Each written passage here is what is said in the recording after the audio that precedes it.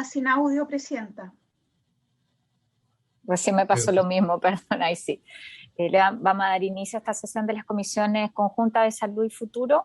En nombre de Dios y de la Patria, me ha pedido el senador Quintero, que preside esta comisión, por motivos de viaje, le está llegando, ¿no es cierto?, el lugar de destino, que pudiera partir yo la sesión. ¿Tenemos cuenta, señor secretario? Señora Presidenta, han llegado a la cuenta los siguientes oficios de comunicaciones. Hay un oficio del Ministro de Salud, doctor Enrique París, con el que se excusa asistir a la sesión del día de hoy, ya que se encontrará en reunión con su excelencia el Presidente de la República, precisamente en temas contingentes. Y segundo, se recibe una comunicación del asesor del gabinete del Ministerio de Educación, señor José Pablo Núñez, con la que excusa también la asistencia del señor Ministro de Educación a la sesión de hoy, atendido que se encuentra participando en la discusión del proyecto de ley que modifica la Ley General de Educación. Eso es todo, señoría. Muchas gracias. Yo le quiero saludar a todos y todas desde el celular, así que no los veo a todos en la pantalla. Entiendo que hoy día lo que teníamos contemplado era poder escuchar a Werner Brevis, al doctor, ¿no es cierto? Y el tema de la convocatoria tenía que ver también con la situación del COVID y la pandemia, y el retorno a clase o la asistencia a establecimientos educacionales, independiente de que hagamos la revisión, como siempre, de los aspectos que han visto en el Consejo Asesor, ¿no es cierto?, y la situación de la pandemia actualmente. Así que voy a pedir al doctor Brevis que pueda hacer uso de la palabra. No sé si tienes una presentación preparada, que deberías poder compartirla, y te escuchamos. Sí, Presidenta, muchas gracias. La verdad es que la invitación me pidieron que me concentrara en el tema de colegio, en los temas de transmisión y en particular en ventilación. Entonces voy a dar inicio a esta presentación. Solamente quería mencionar un poco de contexto, y este contexto no es mi opinión personal, sino que es más bien lo que hemos logrado junto a un grupo de colegas de encontrar en la literatura. Primero, respecto al tema de colegio, existe alto consenso de los beneficios que significa la presencialidad en el desarrollo y salud de los niños, ¿ya? Se ha reportado altos costos en salud mental, deterioro del aprendizaje, aislamiento social y también alejamiento de las redes de apoyo, ¿ya? Sobre todo esto tiene un impacto muy, muy fuerte en niños de pocos recursos. Lo que indica la literatura es que hay un efecto de la apertura de colegios en el aumento del nivel de contagio en la población general, cuando los niveles de circulación comunitaria son altos, por un lado, y cuando no existen medidas de mitigación efectivas en los colegios, ¿ya? Sin embargo, lo que también indica la literatura es que si la tasa de incidencia es adecuada, y si existen medidas de mitigación que también sean adecuadas, entonces es muy posible, y es más bien necesario, fomentar la reactivación de las actividades presenciales escolares, ¿ya? Entonces, nosotros en esta revisión bibliográfica que estoy presentando, le quiero indicar que efectivamente en la literatura nosotros encontramos una lista de medidas de mitigación que estadísticamente prueban ser muy funcionales, ¿ya? Pero la pregunta clave acá, y que yo en particular no puedo responder por mi background profesional, es definir qué tasa de incidencia o qué nivel de transmisión comunitaria es adecuada para habilitar la actividad en el contexto nacional, ¿ya? Eso yo creo que es efectivamente el punto clave en la discusión. Lo que sabemos desde el punto de vista de las medidas de mitigación, y esto es un paper que salió en la revista Science, publicado por Lessler ahora hace un mes, digamos, es que en general las medidas funcionan y funcionan muy bien, ¿ya? Estamos hablando de uso de mascarilla por parte de los alumnos y profesores, restringir el acceso a terceros a los colegios, aumentar el distanciamiento entre los escritorios de los alumnos, evitar mezclas de grupos de estudiantes, tamizaje de síntomas, evitar actividades extracurriculares y tratar de habilitar al máximo el uso de espacio al aire libre, fomentar la ventilación y por otro lado evitar compartir útiles escolares, ¿ya? Lo que quiero poner énfasis acá, que fue básicamente la invitación que me usaron, es la importancia del tema que veo yo, que es la importancia de la ventilación y también la evidencia de este paper que muestra que, por ejemplo, la instalación de barreras acrílicas en los colegios no funciona, y es más, el paper lo señala como un aspecto negativo. Y eso tiene que ver justamente con el tema de ventilación, ¿ya? Entonces, si nosotros vamos al tema de ventilación, y aquí un poquito de background, esto ya lo vimos anteriormente en la Comisión de Salud, así es que yo lo voy a resumir muy fuertemente, es que tenemos principalmente dos mecanismos de contagio cuando nos referimos al contagio por aerosol principalmente. Primero tenemos este mecanismo cercano, de contagio cercano, que es donde creo yo que debemos poner más atención, pues es claramente el escenario de mayor riesgo, ¿ya? Y este escenario por sí solo justifica el distanciamiento físico y el uso de mascarillas de alta calidad y muy bien. Tenemos el contagio lejano, que es cuando existe la acumulación de aerosol potencialmente contagiado en suspensión en el aire. Esto depende claramente de las características físicas del espacio, del recinto cerrado, pero también depende de los niveles de ventilación y de los tiempos de exposición que potencialmente puedan existir. Entonces, solamente considerando el contagio vía aerosol, nosotros acá tenemos cuatro variables de importancia. Primero, la distancia a la persona que está potencialmente contagiada. Segundo, el tipo de mascarilla y el buen ajuste que tenga esa mascarilla, pues controla los niveles de inhalación y exhalación de aerosol. Tercero, el nivel de ventilación, ¿ya? Porque permite básicamente disminuir la concentración de aerosol potencialmente infeccioso. Y cuarto, es el tiempo de exposición, sobre todo en lugares cerrados de personas y el uso del espacio, digamos, el tiempo de exposición define cuánto aire potencialmente puede inhalar una persona. Entonces, cuando nosotros hablamos de ventilación, en términos prácticos, es muy difícil saber qué tasa de ventilación es la correcta.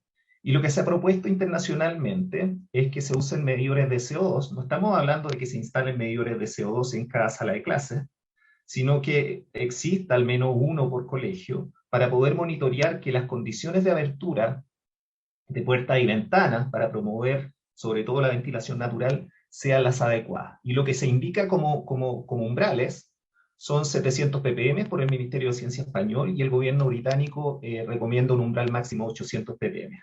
700 ppm lo que significa es que del aire que se está inhalando, del 100% del aire que una persona inhala, solo 0,7% ha sido respirado por otra persona.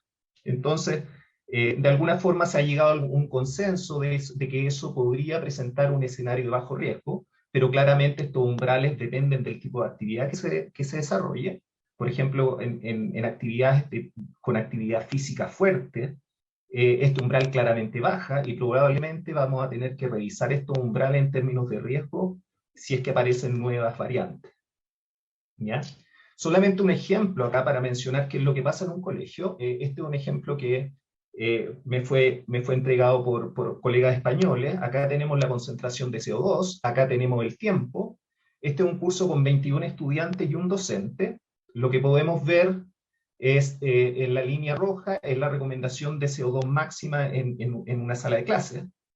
Lo que nos podemos dar cuenta es que claramente hay un aumento lineal de la concentración de CO2 si es que se mantiene el lugar sin ventilación, con todo cerrado, ¿ya? Si se abre una puerta, esto permite en este caso mantener un cierto control de los niveles de dióxido de carbono presentes, y básicamente al abrir puerta y ventana esto permite un descenso. Se me olvidó mencionar que existe una relación entre el CO2 y claramente el potencial de riesgo de contagio, porque básicamente indica cuánto aire respirado, cuánto aire que una persona está inhalando ha sido respirado por otra persona. Lo importante acá es que claramente este gráfico muestra que la abertura de puertas y ventanas en el contexto escolar permite adecuadamente ventilar, en este caso, la sala de clase. Y claramente en esta etapa que está acá, la concentración de CO2 aumenta, pues los alumnos están básicamente realizando juegos dinámicos, ¿ya? Entonces, cuando nosotros hablamos de ventilación, lo más importante es tratar de inducir esta condición que está acá, ¿ya? Esto es una ventilación cruzada, constante y distribuida, que es lo que consideramos desde el punto de vista de la práctica de las mediciones de CO2 lo óptimo, ¿ya? Lo que hay que evitar es tener aberturas parciales o tener otro tipo de configuraciones que no sean distribuidas, pues se pueden formar lo que llamamos nosotros zonas muertas, que son zonas de baja mezcla con las corrientes principales del aire, ¿ya? Por lo tanto, son peligrosas porque pueden permitir la acumulación, la acumulación potencialmente del virus. Un punto muy importante a mencionar es que en varias recomendaciones que he escuchado, se llama a ventilar cada cierto tiempo, ¿ya?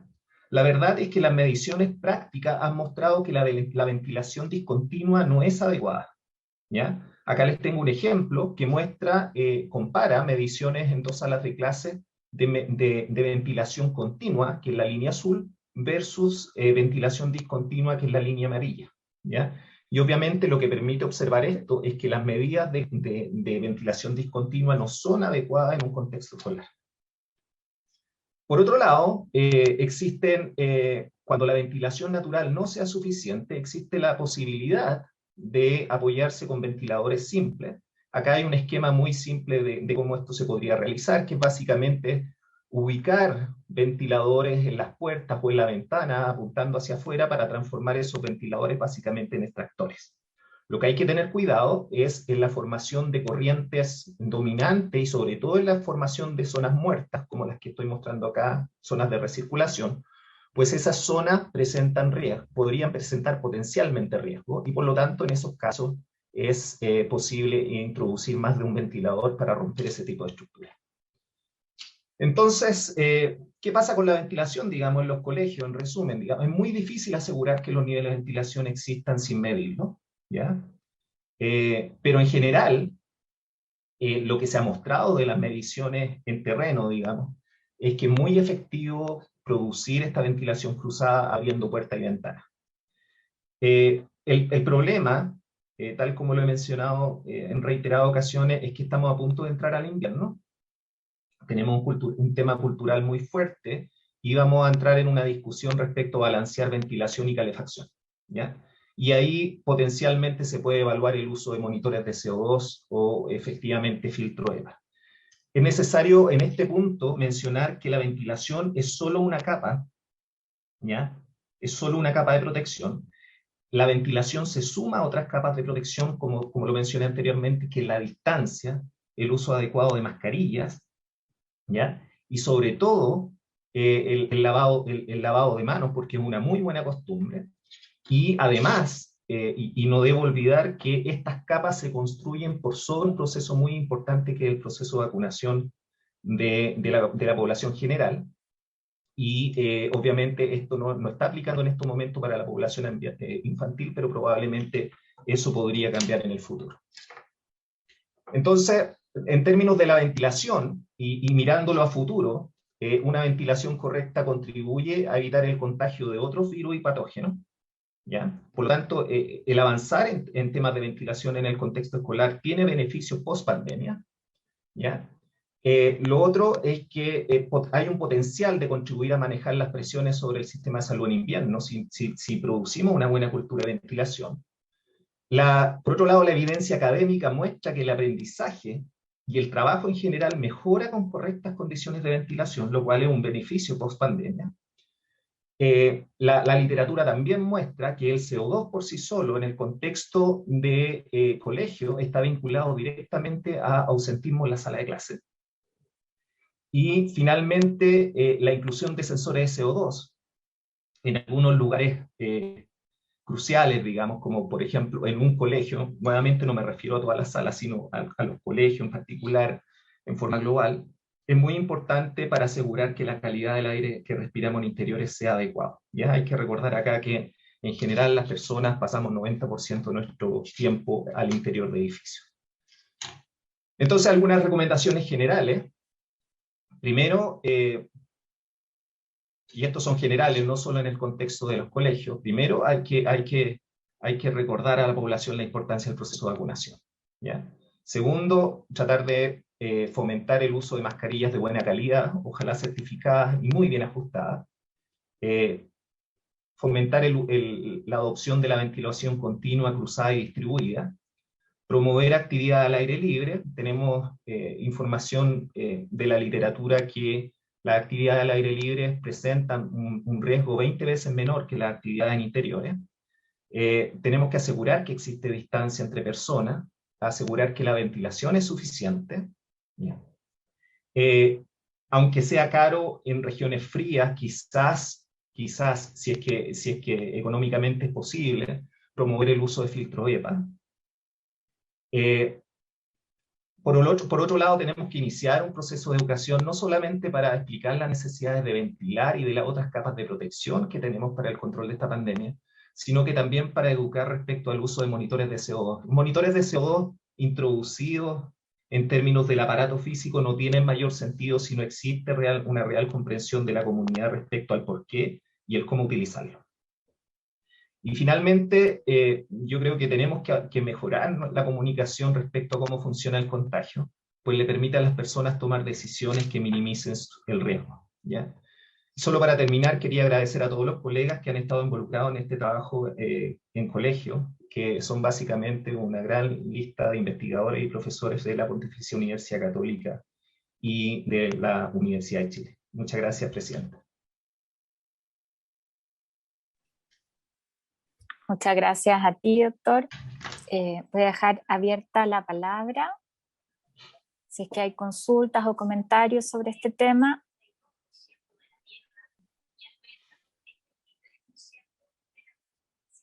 Le diría porque la doctora Aguilera nos comunicó por el chat que no se iba a poder conectar.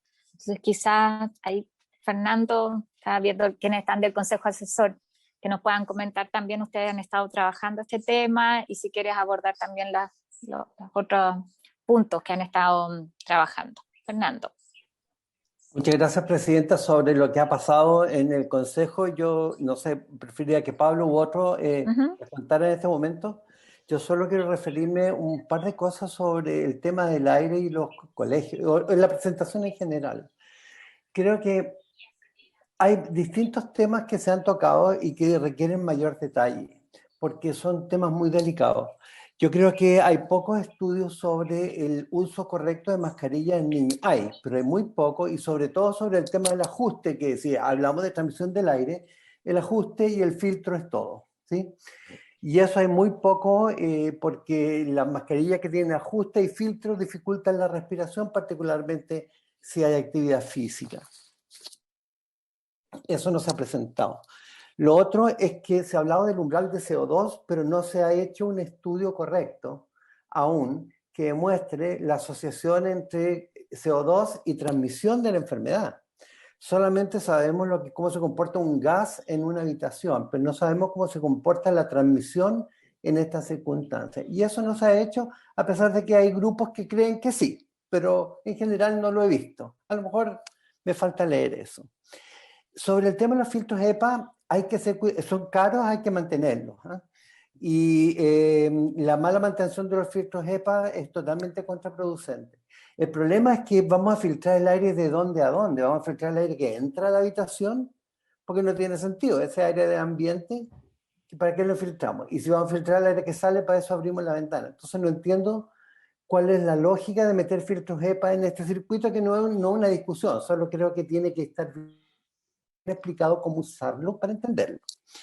Y eso es lo principal. Y lo otro es que la transmisión en los niños, particularmente en los adolescentes, se comporta muy parecido a la de los adultos. De hecho, en este momento uno puede observar, y sería bueno que nos mostraran cómo suben. Y yo creo que por eso es tan importante poder vacunar a ese grupo. Yo creo que fue dicho por Werner y yo creo que eso es fundamental a medida que tengamos vacuna y esté liberada para el uso en esos grupos de edad, hacerlo. Finalmente, todo el tema está en disminuir la interacción entre las personas. Y lo otro sería muy bueno estudiar los brotes que efectivamente han existido para entender qué rol ha jugado el aire en esta materia, ¿sí? El aire es un tema discutible, ¿no? No está todo zanjado, eso es lo que quiero decir. Y en esa materia yo recomiendo que no solamente hablemos de cómo se comporta el CO2, sino que cómo se ha comportado la transmisión del virus en estos ambientes. Creo que eso es lo que más nos importa el día de hoy. Creo que es muy interesante en todo caso los estudios que se han presentado, y yo soy un partidario completo de la ventilación, particularmente la ventilación natural en edificios donde viven y trabaja mucha gente, pero son materias de muy largo plazo, ¿no? Porque requieren un tipo de construcción especial. Eso es lo que puedo decir. Yo supongo que Pablo va a hablar algo de lo que ha pasado en el Consejo, que encuentro que es bien importante. Gracias. ¿Les parece que le demos la palabra a Werner y después le damos la palabra a Pablo para que pueda referirse respecto a los aspectos de la presentación? Con Pablo vamos a abrir además a otros temas. Sí, yo le agradezco al doctor Otaiza que mencione eso, porque por temas de tiempo no fui muy detallado al respecto.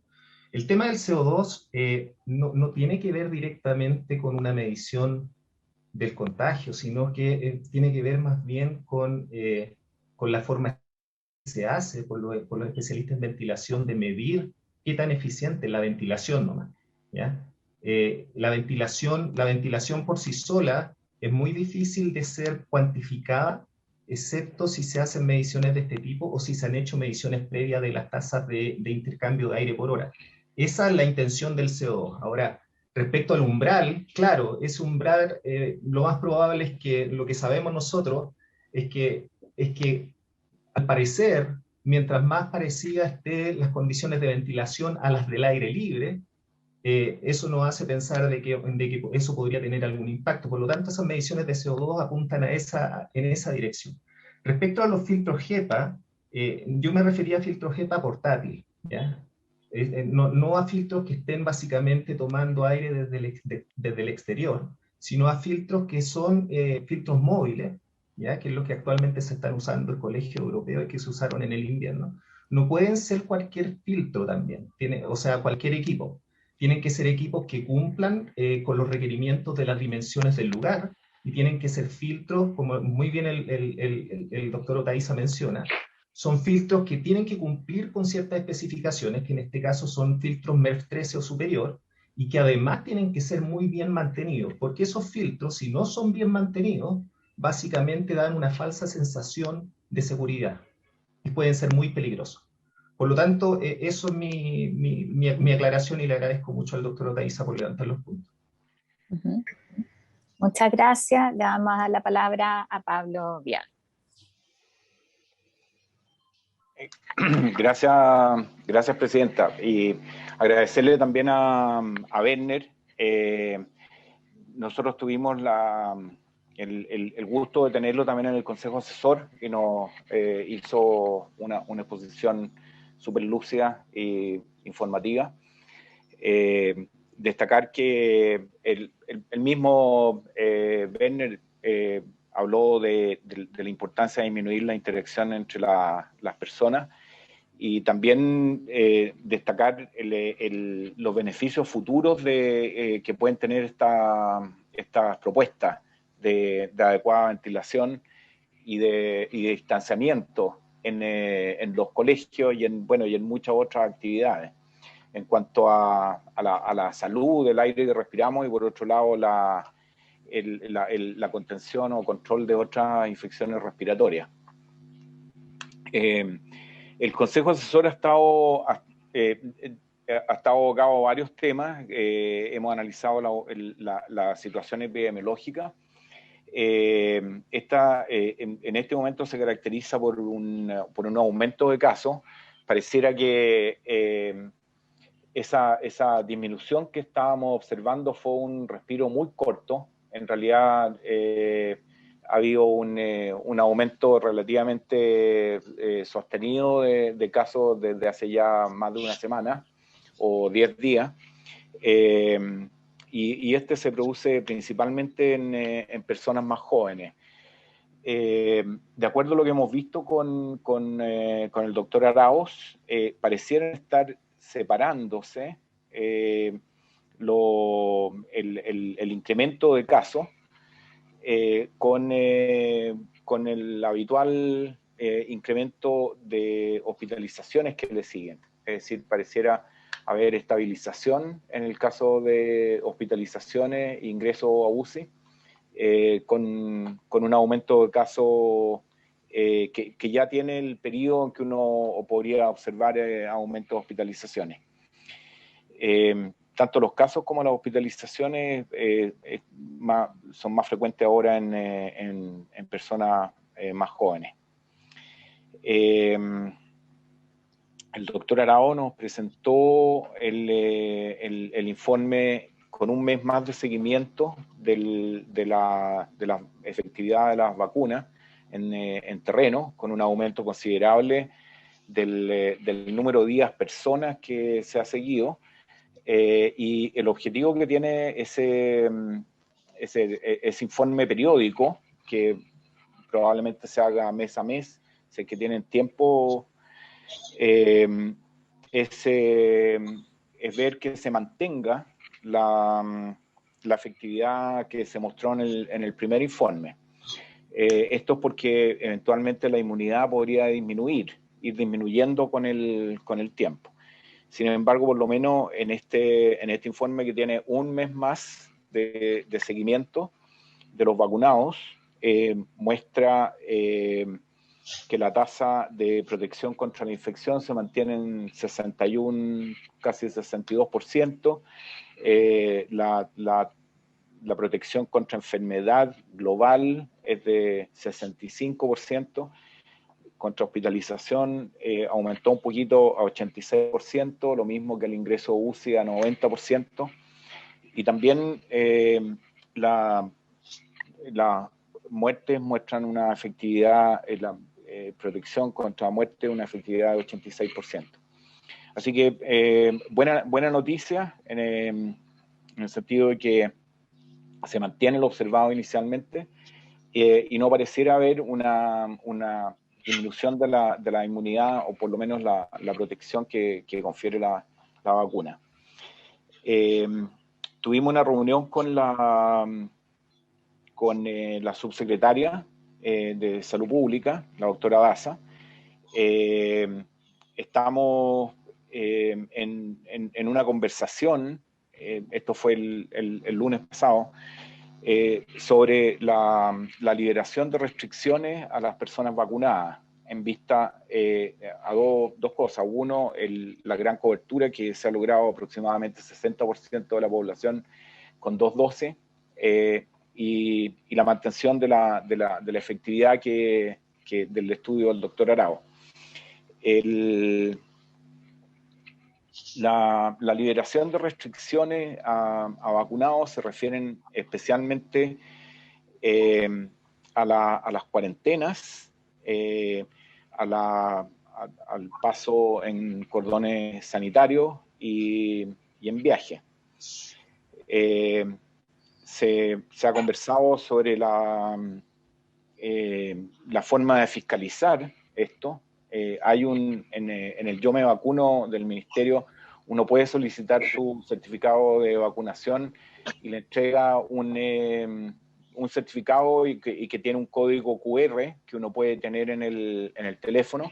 Eso sí que no toda la gente tiene el código, tiene teléfono inteligente, por lo tanto puede ser necesario que se imprima el certificado, pero hay una herramienta que uno puede tener para liberación de algunas restricciones, y lo consideramos, en general hay acuerdo en el Consejo de que nos movamos en ese sentido, y que tendría probablemente un efecto sobre la cobertura de la vacunación. Es decir,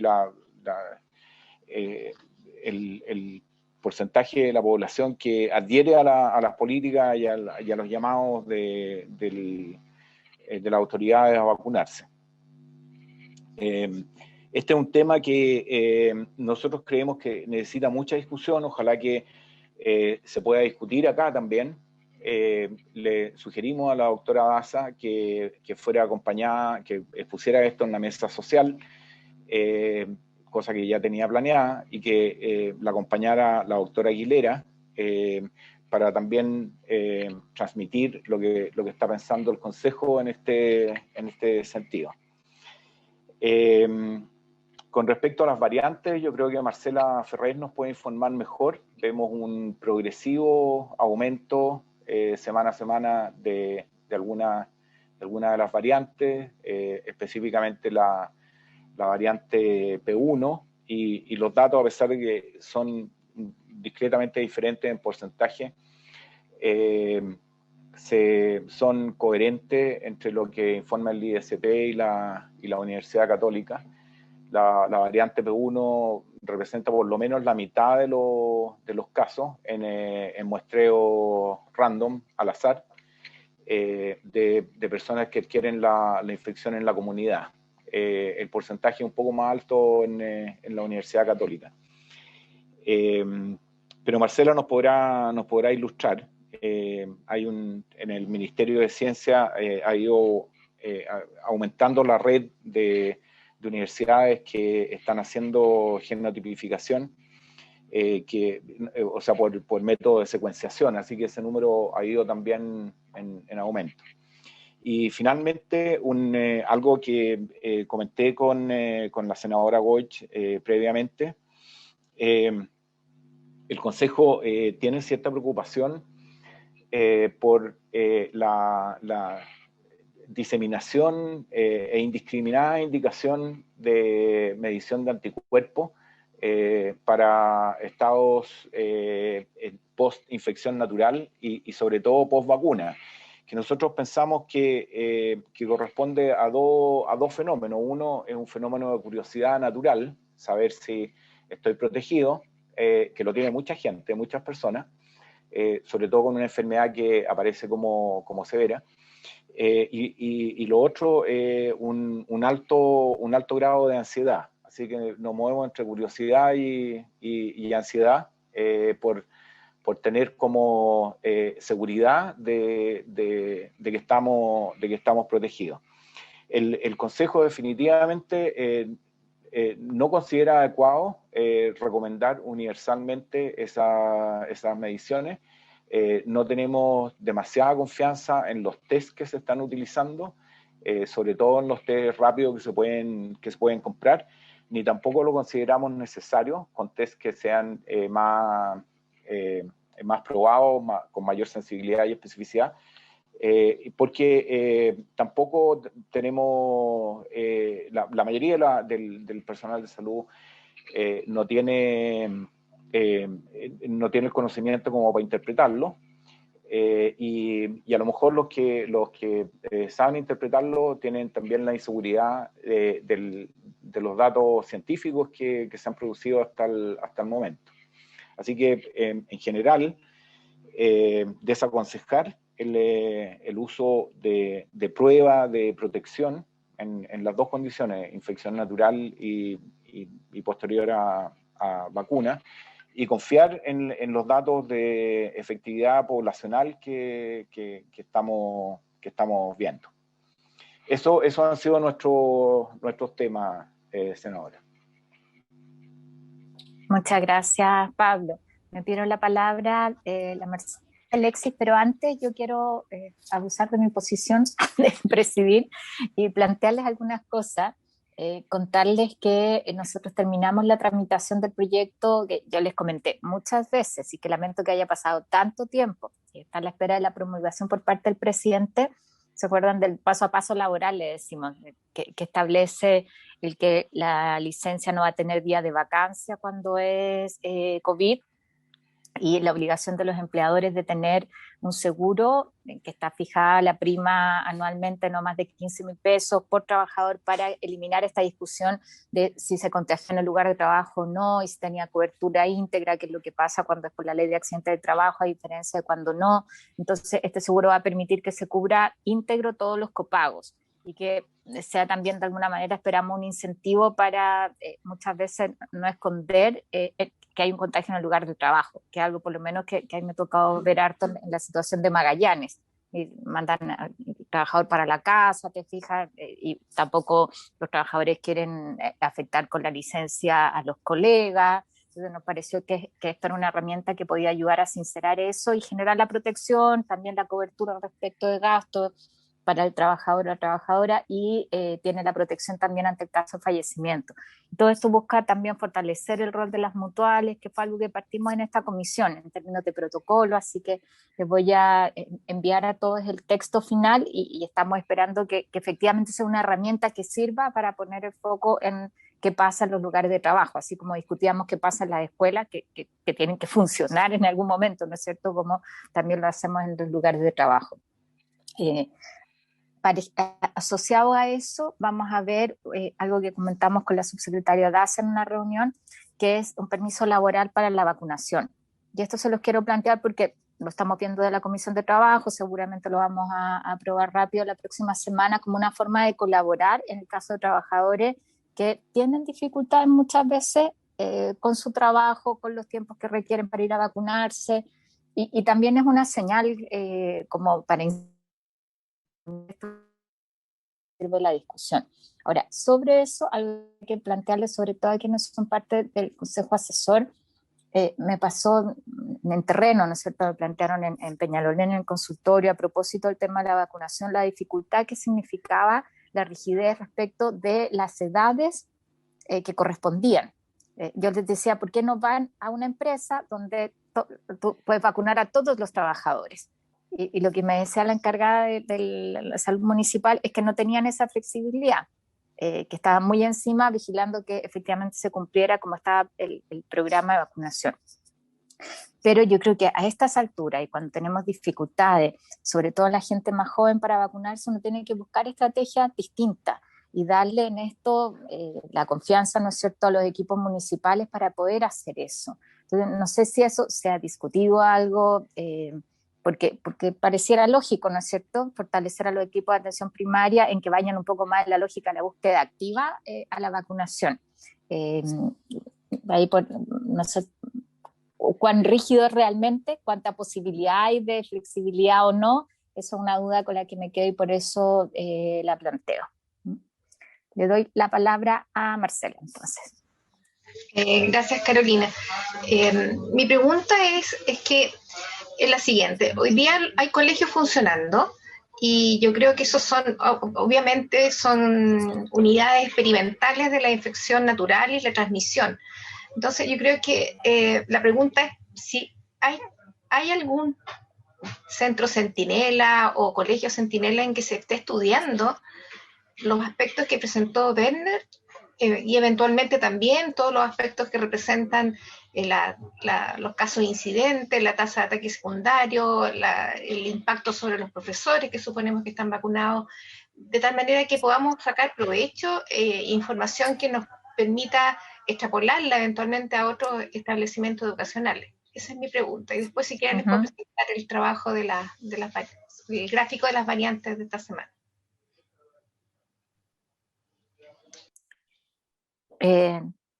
Quizá para ser un poco más ordenada, Werner, no sé si quieres contestar eso al tiro. Sí, claro. Y después retomar la palabra a la Marcela. Sí, contar simplemente que en estos momentos la Universidad Católica, en colaboración con la Universidad Católica del Norte y la Universidad de Antofagasta, están haciendo un piloto que tiene que ver con los aspectos que mencioné en jardines infantiles, ¿ya? Y son jardines infantiles que están asociados a la JUNGI, ¿ya? Entonces, en estos momentos se han seleccionado algunos jardines, que no es un contexto similar al escolar, por una razón bien simple. Es muy difícil promover el uso de mascarilla en ese contexto.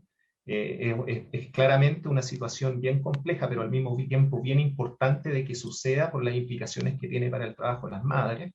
Entonces, nosotros hemos estado trabajando en ese contexto, y la verdad de las cosas es que lo que hemos ido aprendiendo es bastante bueno, ¿ya? Hemos hecho mediciones de las actividades que se realizan en el colegio, hemos estado siendo bastante directos con educación. Este es un grupo interdisciplinario, no es solamente una persona que viene desde la física, ¿ya?, como yo. Es una educación bastante integral que se le ha hecho a las tías que trabajan en los jardines infantiles. También desde el punto de vista de lo que presenté, que tiene que ver con ventilación, se han hecho mediciones de las tasas de recambio por hora en las salas de clase por los equipos que están en el norte. Y además tenemos un piloto en el cual tenemos monitores de CO2 instalados en los colegios, en los jardines infantiles, para tener un monitoreo constante de cómo las condiciones de ventilación son afectadas por las condiciones externas, pero también respecto a las actividades que se desarrollan en los jardines infantiles. La verdad es que hasta ahora los resultados han sido bastante buenos. Espero en algún momento poder contarles el detalle de eso. Sí. Ahí esperamos nosotros también que nos cuentes. Marcela, si quieres retomas tú con el otro punto. Ya. Bueno, ahí se ve el gráfico de pesquisa de mutaciones asociadas a variantes. Fundamentalmente nosotros estamos buscando P1, P2, UK, que son las variantes de preocupación, y Sudáfrica, que también está en nuestro diagnóstico por PCR, igual que el diagnóstico de COVID clásico. Hacemos estos análisis solo por PCR, no es secuenciación.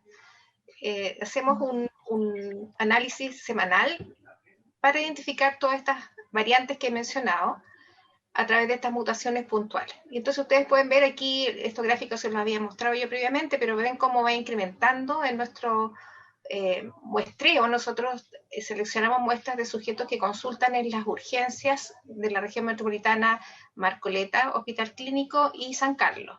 Y además asociamos las muestras regionales que nos llegan, fundamentalmente nos llegan de la quinta región, de Temuco, Puerto Montt, Coquimbo, La Serena y Antofagasta, poco. Pero esta es la sumatoria y ustedes ven que el incremento de P1 es notable. Hoy día estamos en nuestro muestreo prácticamente el 70% y un poquito de UK, que no ha aprendido mayormente, al menos en la muestra que nosotros estamos analizando. A la par, nosotros vamos haciendo un muestreo similar en las unidades de cuidado intensivo de aquí de la Universidad Católica, y lo que tenemos es prácticamente el reflejo de este gráfico que les estoy mostrando, pero con predominio absoluto y mucho más impactante, 80% de variante P1. Y eso está entonces en sujetos hospitalizados con neumonias graves, ventilados. Lo que quisiera mencionar es lo siguiente: estos ensayos que son PCR han sido validados contra secuenciación masiva, y todo lo que yo estoy mostrando aquí como P1, que es lo que predomina, que es la variante de Brasil, está corroborado por secuenciación masiva, tanto por el ISP como también por el laboratorio de Rafael Medina, que secuencia además el margen de otros. Estos otros que yo menciono acá no es que sean, no tienen variantes para la que yo busco, pero sí podrán tener variantes que van a aparecer por secuenciación genómica. Y les puedo mencionar que han aparecido bastantes de estas variantes andinas que son de preocupación también, y otras que están por confirmarse de qué exactamente se trata. Eso es lo que les puedo contar. Marcela, ¿la P1 qué características tiene? Ilústranos un poquito. La P1, la verdad es que es una variable que nació en Brasil a principios de enero probablemente, pero pesquisada en retrospectiva probablemente hacia fines de noviembre, y que sus elementos más importantes son de una alta contagiosidad, que incluso ha afectado a sujetos vacunados, pero que no está demostrado que efectivamente tenga un escape hacia la inmunidad, y que impresiona que en pocos días los sujetos afectados, que habitualmente son más jóvenes, probablemente porque no están dentro de la cobertura de vacunas al momento de infectarse, evolucionan muy rápido, con compromiso pulmonar interesante, importante además, y que fue una observación que hizo nuestro equipo de intensivo, y por eso empezamos a muestrear estos pacientes. Muchas gracias. De nada. Le damos la palabra a Alexis.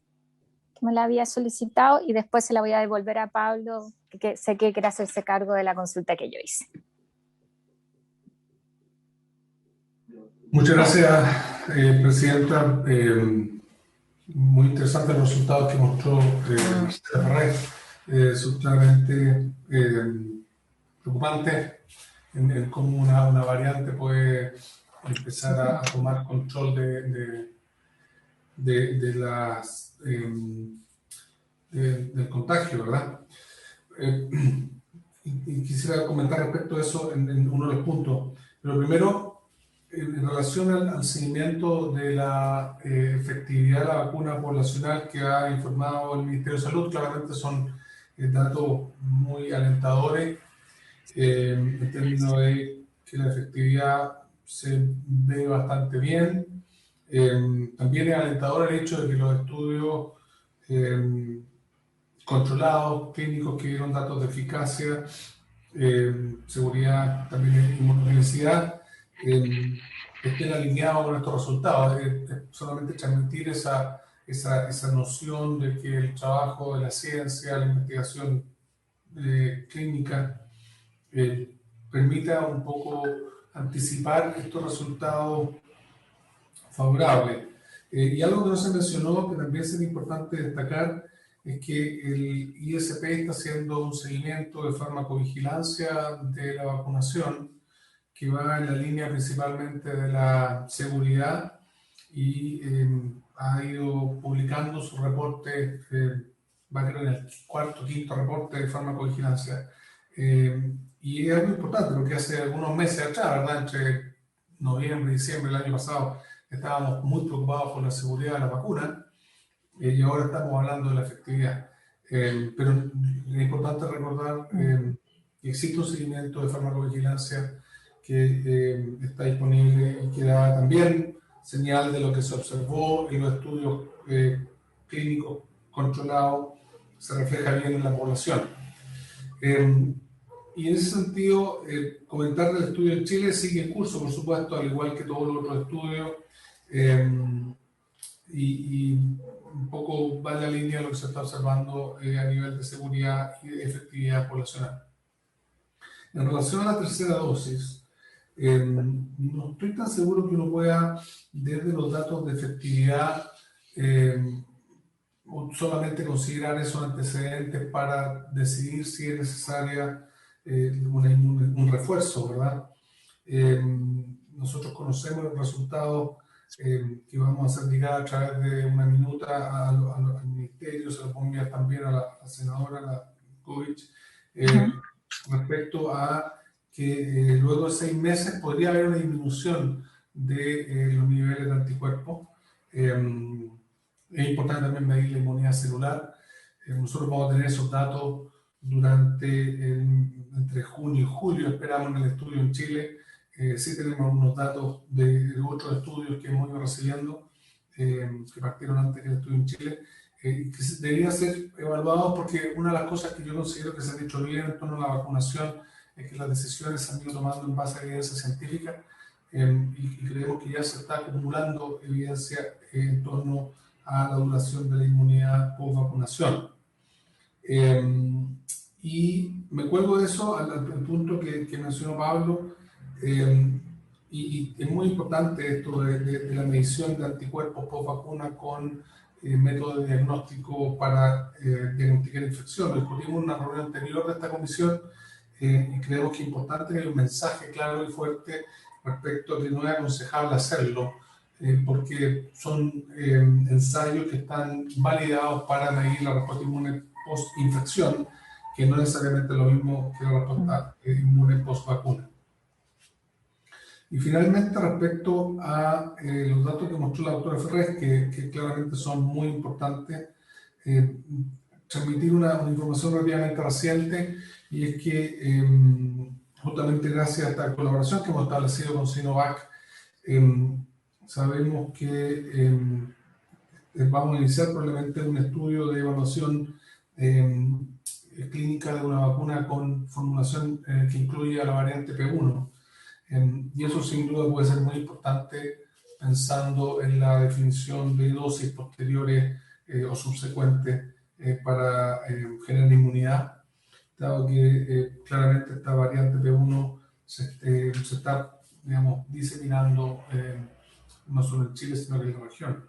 Y después contar con esta versión de vacuna que incluye esta variante, sin duda sería algo favorable, pero que requiere nuevamente las respectivas evaluaciones científicas y clínicas que esperamos iniciar prontamente. Eso, senadora, muchas gracias por darme la palabra. Muchas gracias, Alexis. Le damos entonces la palabra a Pablo. Sí, gracias, senadora. En relación a su consulta, en realidad también nos interpreta totalmente, porque nosotros le hemos manifestado tanto al Ministerio como a la Presidencia la necesidad de aumentar el número de vacunados y para eso flexibilizar horarios, buscar las causas, porque hay mayor lentitud, y disponer de horarios y fines de semana como para las personas que por trabajo no pueden acudir. Pero en general la respuesta que hemos tenido es que el problema es la disponibilidad, no tanto el tiempo de vacunación ni la flexibilidad para vacunar otro grupo etario. Eso aparentemente, la buena noticia es que lo volvimos a plantear el lunes pasado, y se podría producir mayor flexibilidad porque va a llegar ahora 400.000 dosis de Pfizer y este año hay comprometida 10 millones de dosis. Entonces, eso significa que en la medida que comiencen a aumentar las entregas, el proceso se va a poder flexibilizar y eventualmente, ojalá, incluir grupos etarios que no están incluidos en este momento. Yo comparto contigo, Pablo, y de hecho es toda una cadena lo que nos planteaban, y que era súper complejo además con la segunda dosis de Pfizer. Ahí se complicaba aún más, y lo que pasa es evidente, o sea, una persona que además con las complicaciones laborales pide permiso, llega al consultorio y lo mandan de vuelta porque no estaba, es súper difícil que vuelva de nuevo. Y lo que pedían es algo que parece como bien de sentido común, ¿no es cierto? O sea, tener claridad de cuál va a ser las vacunas que va a tener disponible el municipio y poder organizarlo. Desde ahí, así que comparte, y no sé, quizás sobre esta materia, Julio, nosotros podríamos oficiar consultando efectivamente cuál es el stock de vacunas, cómo se está programando, cuál es la programación que existe para su distribución, considerando los datos territoriales o comunales. Creo que como una forma de aportar a eso, pero es clave, yo creo, en esta etapa el permitir flexibilizar. Ojalá que esta discusión que hacemos del permiso laboral ayude, va en esa lógica, desde el ámbito laboral, cómo podemos entrar nosotros en una discusión también más pública, que genere un poco de debate, ayuda, si vamos a tratar de incorporar también a algunos representantes de empleadores en esa lógica. Yo ahí quería aprovechar también de preguntarles, porque sé que el Consejo Asesor estuvo reunido largo con el Ceremi en Magallanes. Nosotros, lamentablemente, hemos sido como el anticipo, ¿no es cierto? Y digo lamentablemente porque no nos hemos equivocado, yo lo he dicho varias veces en estas comisiones, ¿no es cierto?, de que lo que pasa en Magallanes es lo que va a pasar después, y aparentemente esta resistencia a seguir disminuyendo la cantidad de casos a pesar del avance de la vacunación, que es algo que nos llama la atención en Magallanes, ¿no es cierto?, se está dando. Yo voy a repetir algo que he dicho varias veces, o sea, ahí lo que uno ve desde lo que uno rescata con la gente nomás es que focos laborales, y que deberían ser evitables absolutamente si se tomaran las medidas simples, ¿no es cierto?, básicas y de control. Y por otro lado, el relajarse al interior de las casas y sacarse la mascarilla y te juntas con los amigos y todos dicen, no, si yo me cuido, y bueno, nadie está libre, ¿no es cierto?, del contagio. Y ahí es donde se empieza a disipar el virus. Pero no sé si de la conversación ha ido al aprendizaje, qué cosa poder tomar, pensando en acciones que podamos coordinar, que es un poco el sentido, ¿no es cierto?, de esta comisión en lo legislativo, desde el Ejecutivo, qué temas reforzar, para ver cómo se aborda una realidad que es súper compleja. Yo creo que en esto ojalá, siempre lo hemos dicho, tuviéramos recetas, pero no existen, ¿no es cierto? Y parece que nos va a acompañar por más tiempo. Pero es bien complejo si la realidad nos indica que vamos a seguir enfrentando aumento o números importantes de contagio a pesar de todo lo que estamos haciendo. Ay, no sé si Pablo, Fernando, queda abierta la...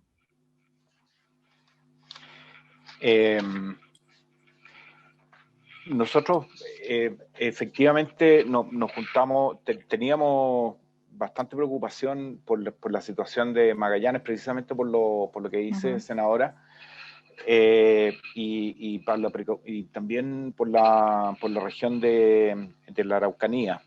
De la exposición nos hicieron una muy buena presentación de la Seremi de Punta Arenas, y nosotros tuvimos la sensación de que fue muy ordenada y acogieron muy bien la discusión que se produjo con el Consejo Asesor, la conversación. Nos informamos efectivamente, como dice usted, de que hay muchos brotes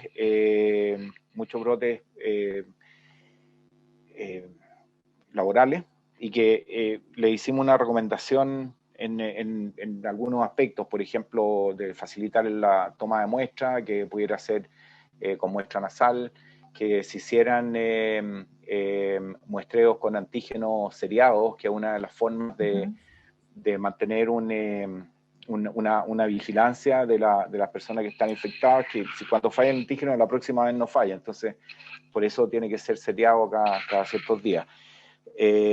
También el porcentaje de positivos nos indicaba que podía faltar el testeo, tanto en Punta Arenas como en la Araucanía. Así que, bueno, y la otra cosa que hemos visto, que la verdad es que no sé si, digamos, en algún minuto vaya a ser posible, pero cuando uno pregunta cuántos casos de los que se están identificando provienen de personas identificadas como contactos, siempre es súper bajo. Y eso nos indica que es un indicador de trazabilidad que como que los casos aparecieran espontáneamente y que no tuvieran un contexto en el que aparecieron, y eso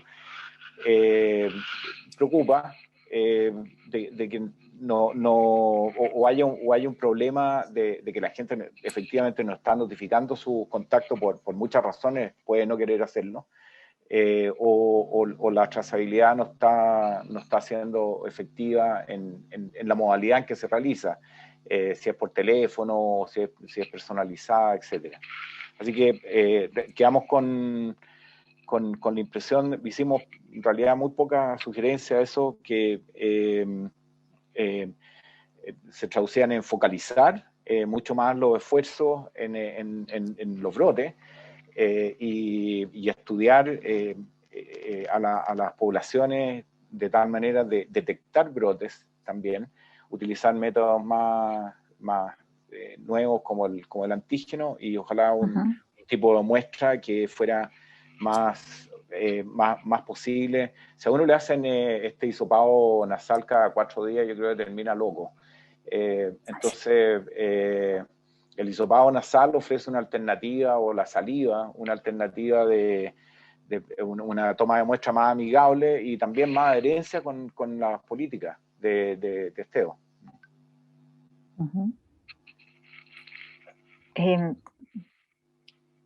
Pablo, porque Fernando me pidió también la palabra, pero te puedo preguntar algo ahí, porque a propósito del indicador de trazabilidad, lo que me decían es que también era complejo porque los contactos estrechos, en la medida en que eran positivos, pasaban a ser casos y dejaban de ser contacto estrecho identificado, ubicado en términos de la cantidad, del indicador de trazabilidad. No sé si me explico. O sea, que el otro día le decía, ¿por qué es tan bajo? Tratando justamente de ver cómo se enfrentaba a eso, cómo podíamos proponer algunas medidas para mejorar, si era más gente, era la visita, era lo que funcionaba. Y lo que me decían que también ese indicador era engañoso, que no daba cuenta muchas veces porque, claro, tienes la familia completa se contagió, pasan a ser positivos, entonces tienes que buscar los contactos estrechos de cada uno de esos positivos. Y tienen toda la razón, o sea, cuándo pasa a ser uno u otro, y qué tan claro es el indicador de cómo se está haciendo el trabajo. Sí, yo estoy de acuerdo, sobre todo cuando hay muchos casos, es un laberinto. Y el laberinto se complica cada vez más en la medida, como dice, que haya más casos en una familia y aumentan los contactos estrechos, etcétera, etcétera, entonces se va haciendo bien difícil.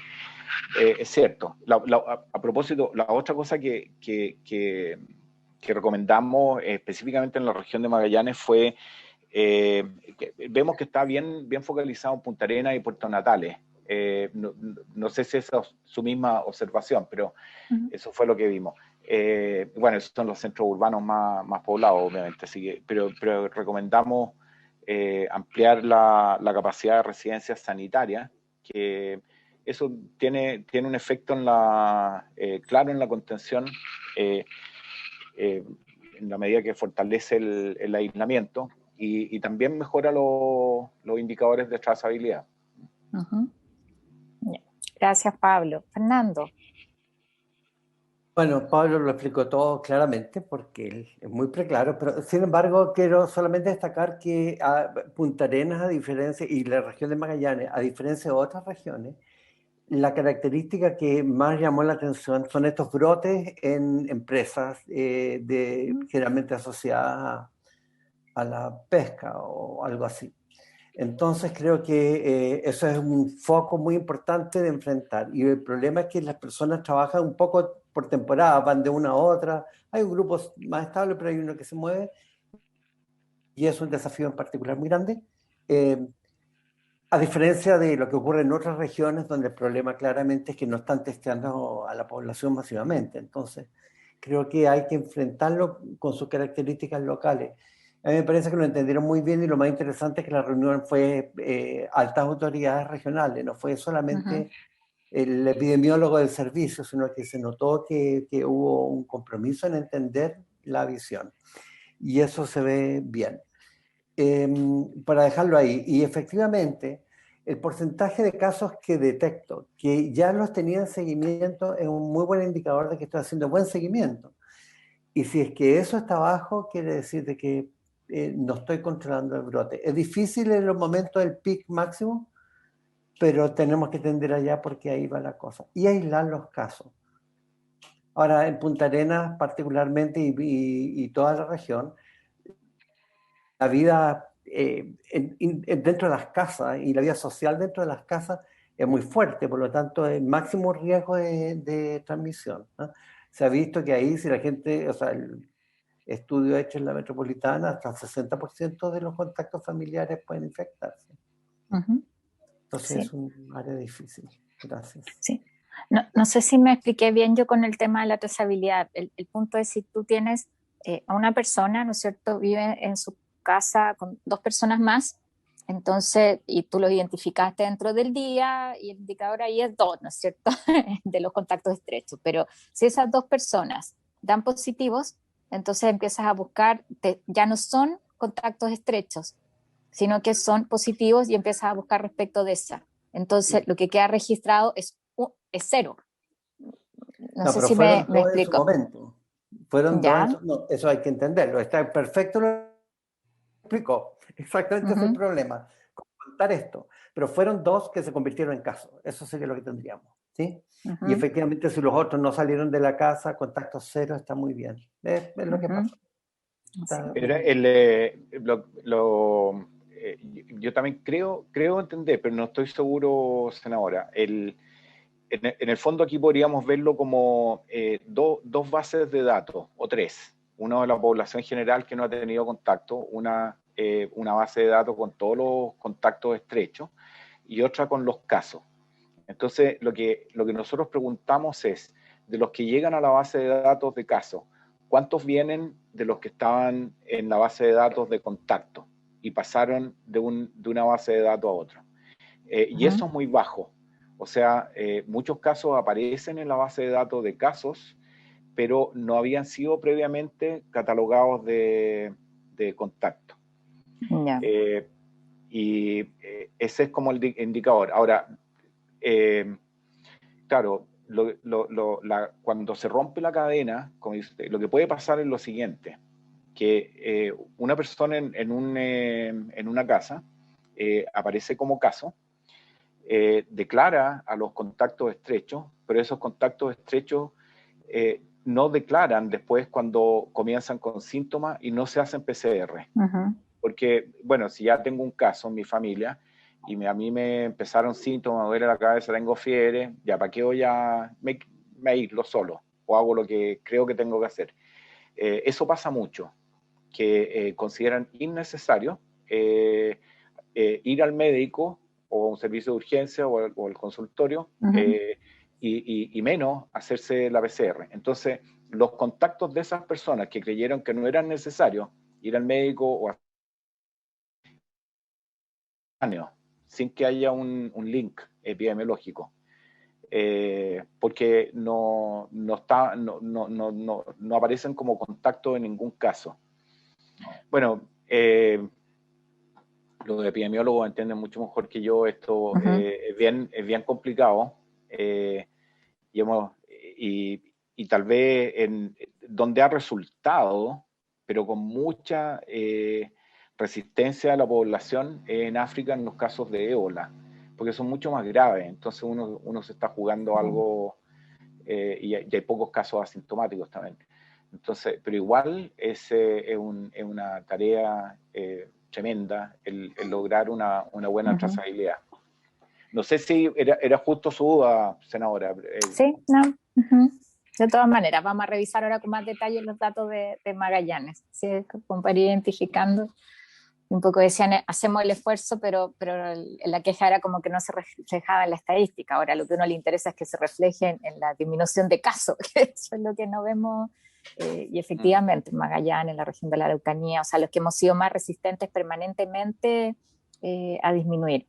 Yo estoy convencida de que hay claro, en el ámbito laboral, poner los incentivos correctos es bien importante. Lo que uno rescata es que siguen minimizándose las empresas pesqueras que han tenido foco. Uno sabe las condiciones en que están y no solamente hay incumplimiento de normativa sanitaria. Y claro, y está el embarque y entra toda la gente y las prioridades son otras. Tiende a coincidir, ¿no es cierto? Donde hay malas prácticas en general, también se incorpora la sanitaria. Pero yo también comparto que en Magallanes había un buen esfuerzo de todas las autoridades, de también quienes están en mando intermedio, de involucrarse, bueno, nosotros mismos, de entender un poquito más en detalle para ver cómo colaborar. No sé si hay alguna otra intervención. Senadora. Patricio, sí. Hola, ¿cómo está? Buenas tardes, senadora. Bien, gracias. Lo he escuchado con mucha atención y la verdad que la propuesta nuestra como colegio médico tiene un llamado justamente a la autoridad sanitaria que nos invite a todos los actores a discutir una nueva estrategia, puesto que por los distintos factores que ustedes están hablando, poniendo que es la convicción que tiene el colegio médico, tal vez nosotros los investigadores, el mecanismo de transmisión de la enfermedad por aerosoles, actuemos justamente en la cadena de contagio. Si equivocamos en eso, podríamos tener un invierno tremendamente complejo. Las cifras de hoy, no sé si ustedes las escucharon ya, 7.680 nuevos casos, 672 fallecidos. Estamos en una situación todavía muy compleja. Y a eso, digo, por favor, pongámosle atención a esto. Nuestro personal de salud está tremendamente afectado, ya no resiste una nueva situación crítica como la que hemos vivido en el último tiempo. Por lo tanto, tenemos que tomar medidas muy estrictas. Nosotros estamos muy preocupados de esto, pero por otro lado hay señales también de sectores que están solicitando que se eliminen todas las cuarentenas, que se vuelvan los colegios al colegio. O sea, hay una serie de elementos que justamente van en el sentido contrario a terminar con la cadena de transmisión. Por eso, entendiendo todos estos elementos epidemiológicos, sanitarios, toda la investigación que se está realizando, pero también los elementos sociales, creemos y solicitamos que se discuta una nueva estrategia en conjunto con todos los actores que tienen algo que aportar desde todas las miradas. Hoy estamos en plena pandemia, todos dicen, el mismo Fernando Leal de UPS, no debemos bajar la guardia, todavía vamos a tener muchos muertos, y todavía cualquier error que cometamos se va a traducir en que tengamos nuevamente 7.680 cifras. De acuerdo a los reportes, el número de contagios ha ido aumentando nuevamente en 10 regiones de nuestro país, por lo tanto, algo adicional tenemos que hacer y considerar claramente que el mecanismo de contagio es a través de los aerosoles y por lo tanto ver de qué forma evitamos ese mecanismo de contagio con las aglomeraciones, con la ventilación, etc. Eso, senadora, esa es la solicitud que tenemos como colegio, justamente que revisemos en conjunto las estrategias, puesto que en este momento la situación es crítica, eso es lo que nos transmiten nuestros médicos que trabajan tanto en el sector público como privado a nivel del país, que la situación ellos la sienten crítica. El índice ocupacional de camas críticas es alto, tanto por pacientes COVID como por pacientes no COVID. Pero a diferencia de las semanas previas, nuevamente empezaron a aumentar los pacientes COVID. Por lo tanto, estamos en una situación muy compleja, muy delicada, y a esto se suma que, a pesar de la exitosa vacunación, estamos entrando ahora en el periodo de invierno, donde habitualmente se ve el empeoramiento de las cifras. Por lo tanto, esa es la solicitud que hacemos por parte del senador. Gracias, Patricia. Yo comparto, y quizás pensando en la próxima sesión, lo voy a conversar con el senador Quintero, es cómo generamos una discusión en una etapa distinta que requiere efectivamente medidas distintas. Yo siento que hay como una suerte como de inercia, ¿no? Y que además ustedes han estudiado mucho más las pandemias o las han vivido que yo, pero que debe ser normal cuando la situación se alarga tanto y es tan resistente en el cansancio de la gente. Entonces, insistir en las medidas que teníamos al principio no tiene sentido, ya lo hemos probado y creo que hay datos de sobra, pero eso requiere, o sea, esta etapa, yo siento pensando además sobre todo en el inicio del invierno, requiere que todos los actores transmitamos un mismo discurso, lo hagamos con mucha fuerza. ¿Se acuerdan cuando conversábamos acá a propósito de la comunicación de riesgo y cómo se diseñaba una campaña que fuera más empática, que llegara a la gente? Creo que tenemos el desafío también de hacer eso, de cómo colaboramos y buscamos distintos actores, ¿no? En esto además los medios de comunicación, quienes están más validados, quienes transmiten el mensaje del matinal, no sé, estoy pensando en todo eso, es súper importante para decir, ojo que no solamente la vacunación, estamos frente a algo que requiere que volvamos a encender las alarmas y actuar en consecuencia con eso. Esa es la conversación con el senador y también con el ministro para ver cómo podemos colaborar desde acá en eso. Probablemente lo que se requiere es el rediseño de una campaña comunicacional muy fuerte, haciendo los aprendizajes de lo que ha sido todo este tiempo. Así que les vamos a hacer una propuesta sobre eso para poder trabajarlo para la próxima sesión. Yo quiero agradecerles. Lo que veo es que no hay más palabras solicitadas, transmitirles además de parte del senador Quintero las disculpas por no haberse podido conectar, hubo un retraso en el vuelo y por eso no alcanzó a llegar, pero vamos a trabajar una propuesta para la próxima sesión. Entonces, agradecerles nuevamente y habiéndose cumplido el objeto de la sesión, la levantamos. Gracias, Presidenta. Gracias, Presidenta. Recording stopped. Muchas gracias.